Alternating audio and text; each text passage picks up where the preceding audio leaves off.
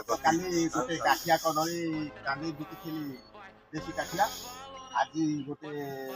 କନ୍ତଳ କଦଳୀ ଆଣିବି ବିକ୍ରି କରିବି ମୋର ଛୋଟିଆ ଜାଗାଟି ଅଛି ତା ଦେହରେ ମୁଁ ଆଗରେ ଘର ଆଗରେ କଦଳୀ ଚାଷ କରୁଛି ବିଭିନ୍ନ ପ୍ରକାର ଚାଷ ବି କରୁଛି ଆଉ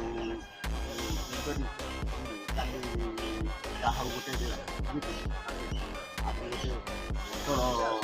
କଦଳୀ ବି ଆଣୁ